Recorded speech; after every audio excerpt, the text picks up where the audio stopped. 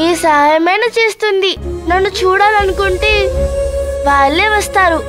అయితే వాళ్ళు వస్తారా? ఏమో, ఈ మధ్య అస్సలు రావడం లేదు. అందుకే బెంగగా ఉంది. భవానీ, ఏమైందమ్మా దిగులుగా ఉన్నావు? అక్కకి వాళ్ళ అవ్వ అయ్యని చూడాలనుందంట. ఇప్పుడెందుకమ్మా వాళ్ళ గురించి? వాళ్ళకి వీలు దొరికినప్పుడు వస్తారులే. ఇలాంటి చిన్న చిన్న విషయాలకి బెంగ పెట్టుకుంటే ఎలా? అదేంటవ్వ, నువ్వు కూడా అలా అంటావు? నీకు తెలుసు కదా తల్లి, అడిగితే అమ్మ పంపదు. కొన్ని రోజులాగు, నేనే చెప్తాను వాళ్ళని పిలిపించమని. సరేనా? సరే అవ్వా. సరే, పాలు తాగండి. తీసుకో. చీర్స్.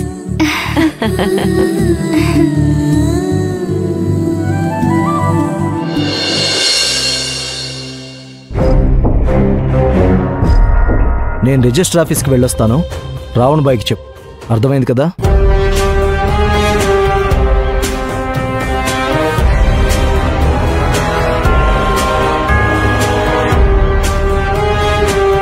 ఎవరనుకున్నావు? అమృత, రావణ్ బాయ్ అపాయింట్ చేసుకున్న కొత్త పిఏ. సరే, నేను వెళ్ళొస్తాను, చూసుకో. ఓకే గున్నా. మీ పేరు? టోనీ.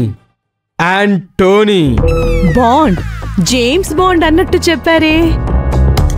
మీరు రావణ్ సార్కి కార్ డ్రైవర్ కదా? డ్రైవరా?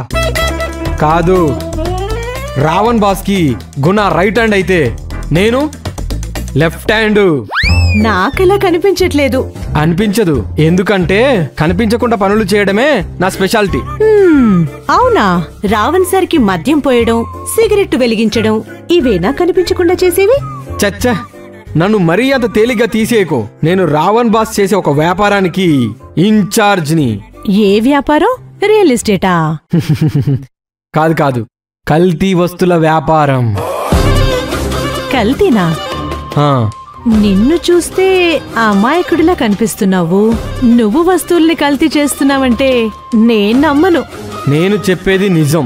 రావణ్ బాస్కి జీడిమెట్లలో ఒక పెద్ద గోడౌన్ ఉంది. అక్కడ మేము చేసే పని వస్తువుల్ని కల్తీ చేయడం. ఓ మై గాడ్, అంత పెద్ద బిజినెస్ ని హ్యాండిల్ చేస్తున్నావా? చాలా ఎక్సైటింగ్ గా ఉంది. నువ్వు చెప్పేది నిజమేనా? యా, అవును. అక్కడ మాకు గోడౌన్ ఉంది కదా, అందులో మేం కల్తీ చేయని వస్తువులే లేవు. కారంలో ఇటుక రాయి పొడి కలుపుతాం, గానుగ నూనె అని చెప్పి బోన్ ఆయిల్ కలుపుతాం, మసాలా పౌడర్ అని చెప్పి చెక్క రజన్ కలుపుతాం, నీళ్లు, ఫుడ్ అన్నీ కల్తీ చేస్తాం. మేం కల్తీ చేయని వస్తువులే లేవు. 100 రూపాయలకు అమ్మే వస్తువుల్ని మేము 50 రూపాయలకే అమ్ముతాం. అందుకే జనం ఎగబడి మా వస్తువులే కొంటారు. అయ్యో, మరి ఎవరైనా చనిపోతే? అది వాళ్ళ కర్మ. మాకు కావాల్సింది డబ్బు, అంతే. ఈ పాపాలు పుణ్యాలు మాకు అవసరం లేదు. క్రిమినల్స్ అంటే ఇలాగే ఉండాలి. ఇంకా చెప్పాలంటే చాలానే ఉన్నాయి. మీది మామూలు టాలెంట్ కాదు. నీలాంటి వాణ్ణి పెళ్లి చేసుకునే అమ్మాయి అదృష్టవంతురాలు. బోల్డ్ డబ్బొస్తుంది, సుఖపడుతుంది. అయ్యో, అలా అనకండి, నాకు సిగ్గేస్తుంది. సిగ్గుపడింది చాలండి, కొంచెం దాచుకోండి. అమ్మాయి కనిపించినప్పుడు వాడాలి కదా. Thank you. మీకు కూడా థ్యాంక్స్ అండి, మంచి ఇన్ఫర్మేషన్ ఇచ్చారు. Bye, see you, all the best, take care.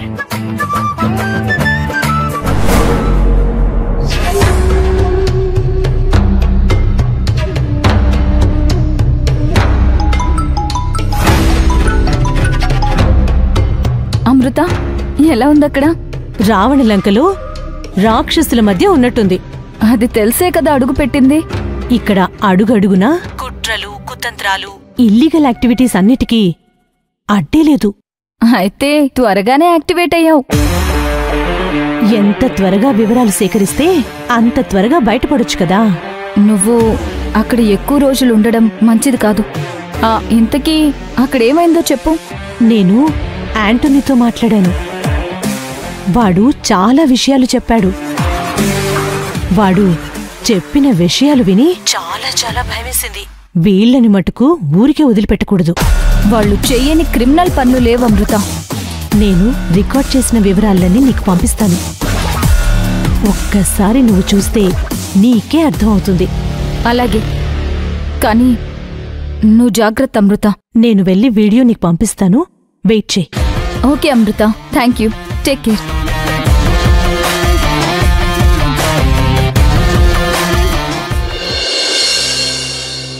నేను రామ్ కుమార్ గారిని రమ్మన్నాను.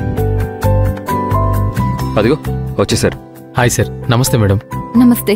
మీరిక నుంచి ఆఫీస్కి అఫీషియల్గా వచ్చేసేయండి. దయాకర్కి తెలియకుండా కొంచెం మేనేజ్ చేసుకోండి. What is this Sivagami? వాడెవడి గురించో భయపడాల్సిన అవసరం ఏముంది? అంటే నా ఉద్దేశం, మన మిషన్ సక్సెస్ అయ్యే వరకు కొంచెం జాగ్రత్తగా ఉండడం బెటర్ కదా, అందుకే. ఎస్, ఆఫ్ కోర్స్, నేను ఒప్పుకుంటాను. ఆ మిషన్కి హెల్ప్ అవ్వడం కోసమే కదా రామ్ కుమార్ గారిని ఇక్కడికి పిలిపించింది. అర్జున్ సార్ నాకంతా వివరంగా చెప్పారు. అవును, రావణ్ చేసిన పనులన్నీ బయట పెట్టడానికి మేమొక స్టింగ్ ఆపరేషన్ చేస్తున్నాము. ఇప్పటికే చాలా ఆధారాలు సేకరించాం.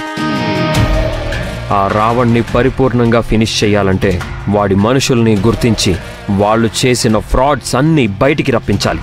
ఆ విషయాలు నాకన్నా మీకే ఎక్కువ తెలుస్తాయి, ఎందుకంటే మీరు ఎంప్లాయీస్తో కలిసిపోయి కూపీ లాగాలి, ఎవిడెన్స్ని గ్యాదర్ చేయాలి. నేను చూసుకుంటాను మేడం. నాకు ఆల్రెడీ కొంతమంది వ్యక్తుల మీద అనుమానం ఉంది. వాళ్ళ మీద నిఘా పెట్టి వాళ్ళ ద్వారా నెమ్మదిగా విషయాలు బయటికి లాగుతాను. సరే రామ్ కుమార్ గారు, ముందా దయాకర్కి కూడా ఒకసారి ఇన్ఫార్మ్ చేయి. బట్ వాడికెందుకు? వాడు మళ్ళీ రావణ్కి మోస్తాడు కదా. మొయ్యని, కానీ వాడికి ఆన్సర్ నేను చెప్తాను కదా. ఇలాంటి కుక్కలకి నక్కలకి చెప్పు దెబ్బే కరెక్ట్. సరే, ఆఫీస్కి వెళ్దాం పద. Okay sir. శివగామి, మనం అనుకున్నట్టుగా ఇప్పుడు నందినిని టార్గెట్ చేయాలి. ఇప్పుడే ఫోన్ చేయి.